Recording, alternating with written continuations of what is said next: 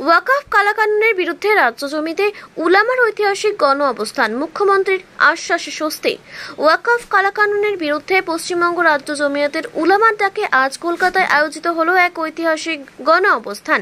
ধর্মনিরপেক্ষতা ও সংখ্যালঘু অধিকার রক্ষার দাবিতে শহরের বুকে এদিনের জমায়েতে রাজ্যের নানা প্রান্ত থেকে লক্ষ লক্ষ মানুষের ঢল নামে। গণ অবস্থানে মুখ্য বক্তা হিসেবে বক্তব্য রাখেন রাজ্য জমিয়তে উলামার সভাপতি মাওলানা সিদ্দিকুল্লাহ চৌধুরী সাহেব। তিনি এই ওয়াকফ সংশোধনী আইনের তীব্র বিরোধিতা করে বলেন, এই কালা কানুন সংখ্যালঘুদের ধর্মীয় অধিকার ও সম্প্রতির উপর সরাসরি আঘাত, একে রুখতেই হবে।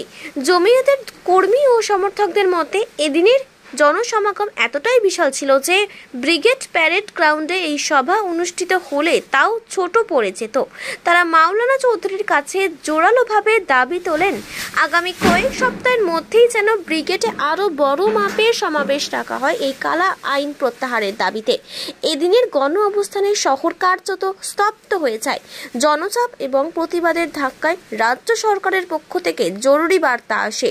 মুখ্যমন্ত্রীর দপ্তর থেকে মাওলানা সিদ্দিকুল্লাহ চৌধুরী সাহেবকে ফোনে জানানো হয়, পশ্চিমবঙ্গে এই নতুন ওয়াকফ আইন কার্যকর করা হবে না।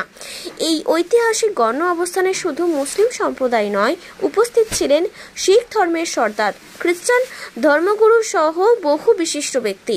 তারা সকলেই এক কণ্ঠে এই কালা কানুনের বিরুদ্ধে প্রতিবাদ জানিয়ে সম্প্রতির বার্তা দেন। তাসিন মণ্ডলের রিপোর্ট, সাম্যজিৎ। উলামা হিন্দের পক্ষ থেকে 2025 সালে সরকার যে ওয়াকফ আইন এনেছে তার বিরোধিতায় এই সমাবেশ ছিল। মুসলিম সমাজের পক্ষ থেকে ব্যাপকভাবে সমাবেশ করে লক্ষ লক্ষ মানুষ কলকাতায় উপস্থিতি দিয়ে এই আইনকে তুলে নেওয়ার দাবি জানিয়েছে।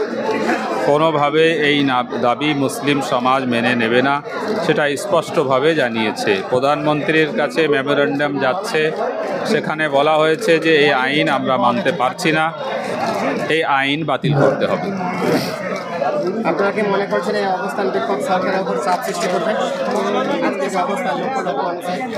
গণতান্ত্রিক দেশে গণতন্ত্র দ্বারা ভোট নিয়ে যে সরকার পরিচালিত হচ্ছে, জনগণের কথা কর্ণপাত করা এটা তো তার দায়িত্বের মধ্যে পড়ে।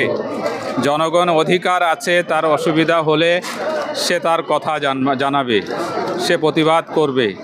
সরকারের উচিত সেই কথায় গুরুত্ব দেওয়া। এটা গণতন্ত্র দ্বারা ভোট দ্বারা নির্বাচিত সরকারের দায়িত্ব। রাজ্য সরকার বরাবর এই বিলের বিরোধিতায় ছিল।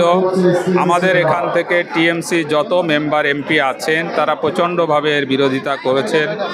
একাধজন বাদে সবাই সেখানে উপস্থিত ছিল, ভোট দিয়েছে বিরোধিতা করে।